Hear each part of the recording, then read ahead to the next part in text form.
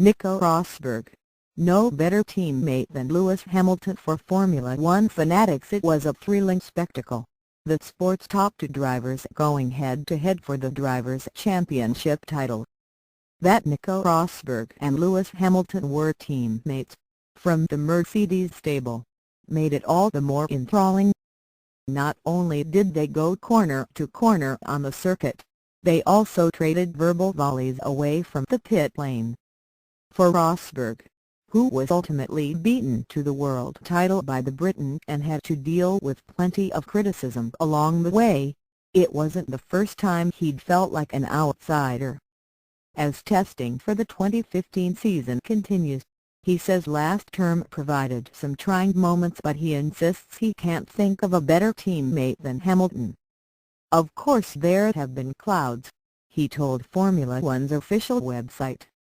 "Everybody has his own relative worries. I was treated pretty badly by the other kids in my early school years.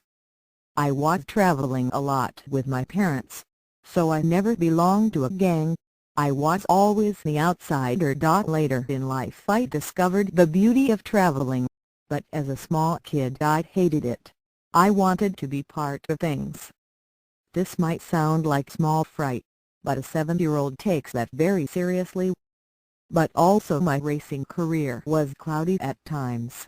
My 2 Formula 3 years when I didn't go anywhere, and my Formula One dream almost became elusive. And even in Formula One I had tough periods. I wanted to win and had been driving so many years behind, seeing the others having these awesome cars, Lewis in the early days at McLaren and Vettel at Red Bull, and I was just driving behind. Sure, it was not suffering in any way, but for me individually I want to win, and if I don't win it sucks. But I am not dwelling on the past." One day after Abu Dhabi my life was back to normal. Prior to last season's runner-up berth, Rosberg's best finish in an F1 season was 6th back in 2013. But once it became clear 2014's spoils were a straight contest between the German and Hamilton, cracks began to appear in their relationship, which began back in their teenage years.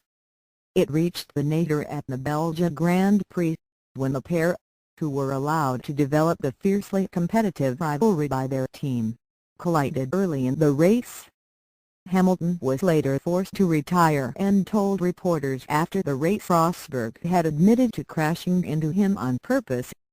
The 29-year-old was blamed by Mercedes, fined and made to apologize, Hamilton going on to win 6 of the last 7 races to claim his second F1 crown.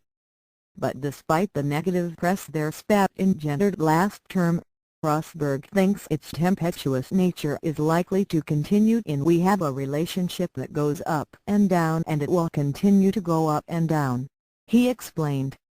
"It is an intense battle between us, and that will not change anytime soon.